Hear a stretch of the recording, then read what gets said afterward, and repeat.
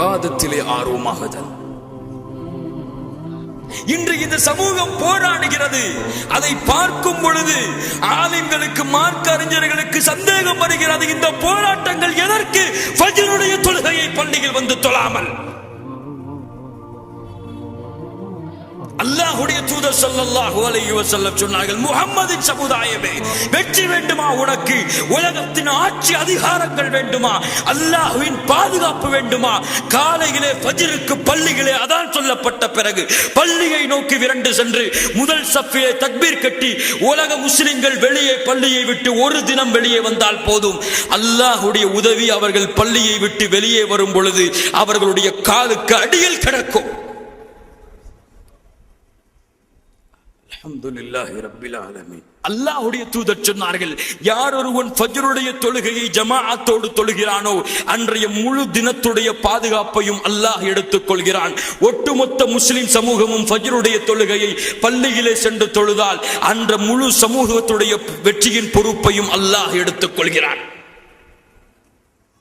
ஆனால் இன்று பார்க்கிறோம், தொழுகை இருக்காது, ஆனால் போராட்டங்கள் இருக்கும். தொழுகையை மறந்து விடுவார்கள், தொழுகையை விட்டு விடுவார்கள். ஏதோ காசு பணத்தை தொலைத்தது போன்று தொழுகையை விட்டுவிட்டு இந்த பூமியிலே நடமாடி கொண்டிருப்பார்கள். இவர்களை அல்லாஹ் முஸ்லிம்களாக அங்கீகரிக்க மாட்டான்.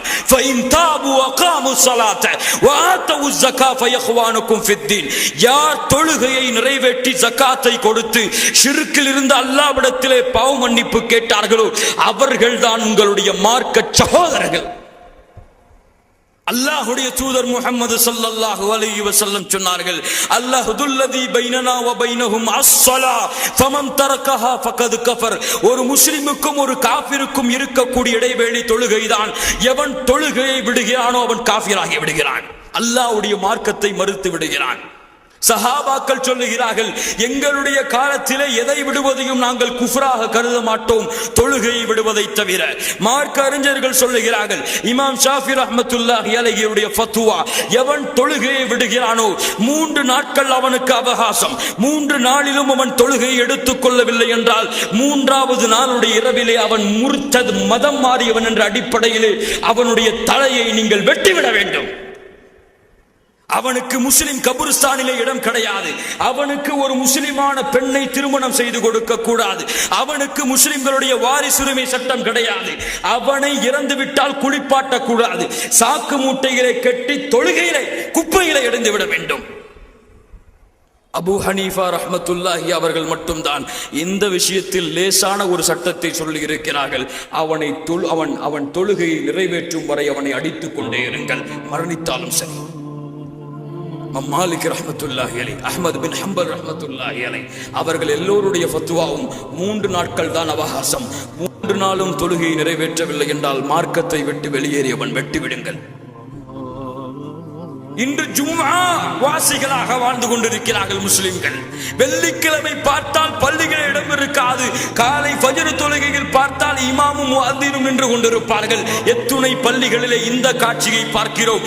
இப்படி பள்ளிகளை காலி செய்துவிட்டு தெருக்களிலே போராடக்கூடிய சமூகம். போராட்டம் கூடாது என்று சொல்லவில்லை, பள்ளிகளை மறந்துவிட்டு தொழுகையை மறந்துவிட்டு தொழுகையை கூட சரிவர நிறைவேற்ற துப்பில்லாத இந்த சமூகத்தை கொண்டு அல்லாஹ் வெற்றியை கொண்டு வர முடியாது. இது தொழுகையுடைய நிலைமை என்றால் இன்னும் எத்துணை இபாதத்துகள் இந்த மார்க்கத்திலே இருக்கிறது. அதிகாலையிலே இறைவன் முதல் வானத்திற்கு இறங்கி வருகிறான். யாராவது என்னிடத்திலே மன்னிப்பு கேட்பவர்கள் இருக்கிறார்களா? மன்னிக்கிறேன். யாராவது என்னிடத்திலே உதவி கேட்பவர்கள் இருக்கிறீர்களா? உதவி செய்கிறேன் என்று அல்லாஹ்வுடைய அழைப்பை ஏற்றுக்கொள்ளாமல் உறங்கிக் கொண்டிருக்கும் முஸ்லிம்கள் இருக்கும் சமுதாயம் இது. ஒரு இபாதத்திலே முன்னேற வழிகளை தேடிக்கொள்ளாத சமுதாயம் எப்படி அல்லாஹ்வுடைய வெற்றியை நோக்கி தங்களுடைய நடைபயணத்தை மேற்கொள்ள முடியும்? சிந்தித்து பாருங்கள். உங்களுடைய சிந்தனைக்கு விடுகிறேன். சுப்ஹானல்லாஹி ரப்பில் ஆலமீன். ஆம் கண்ணியத்துக்குரியவர்களே, பள்ளிக்கு அதான் சொல்லப்படுவதற்கு முன்னதாக பள்ளியிலே சென்று அல்லாஹ்வுடைய தொழுகை எதிர்பார்த்து வாழ்ந்த சமூகம் இது. தங்களுடைய உயிர் பிரியக்கூடிய நேரமாக இருந்தாலும் உமர் பின் கத்தாப் ரலியல்லாஹு அன்ஹு தங்களுடைய உயிர் பிரியக்கூடிய நேரத்தில் எழுப்புகிறார்கள். குடல்கள் எல்லாம் வெளியே வந்து கத்தியால் குத்தப்பட்டு கிடக்கும் பொழுது உமர் அவர்களே, தொழுகையின் நேரம் வந்துவிட்டது. நஅம் நஅம் லா ஹத்த ஃபில் இஸ்லாமி லிமன் தரக்க ஸலா. ஆம் ஆம், எவன் இந்த மார்க்கத்திலே தொழுகையை விடுகிறானோ அவனுக்கும் இஸ்லாமிற்கும் சம்பந்தம் இல்லை என்று உமர் அவர்கள் கூறிவிட்டு அந்த நேரத்திலும் தொழுகையை நிறைவேற்றினார்கள். ஏன்? இவர்கள் பார்த்து வளர்ந்த தூதரப்படி நிறைவேற்றினார்கள். அல்லாஹுடைய தூதர் முஹம்மது ஸல்லல்லாஹு அலைஹி வஸல்லம் முடியவில்லை, எழுவதற்கு நோயுற்று இருக்கிறார்கள். 2 தோழர்களை அழைத்தார்கள், அழைத்து கொண்டு இருந்தார்கள், மயக்கமுற்று கொண்டு இருந்தார்கள்.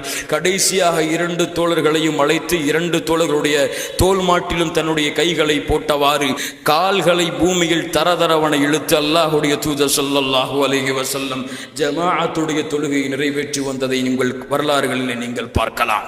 அல்லாஹுடைய தூதர் ஸல்லல்லாஹு அலைஹி வஸல்லம் சொன்னார்கள், ஜமாஅத் தொழுகை நடந்து கொண்டிருக்கும் பொழுது யார் தங்களுடைய வீடுகளிலே தொழுது கொள்கிறார்களோ அவர்களுடைய வீட்டை நெருப்பால் எரிக்க என் மனம் நாடுகிறது. பெண்களையும் குழந்தைகளையும் கணக்கில் கொண்டு நான் விடுகிறேன். எந்த குற்றத்திற்கு? யார் தங்களுடைய தொழுகையை பள்ளியில் அமைத்துக் கொள்ளாமல் வீடுகளில் அமைத்துக் கொள்கிறார்களோ அவர்களுக்கு. ஆனால் தொழுகை இல்லாமல் முஸ்லிம்கள் என்ற பெயரிலே இந்த சமூகம் உலா வந்து கொண்டிருக்கிறது.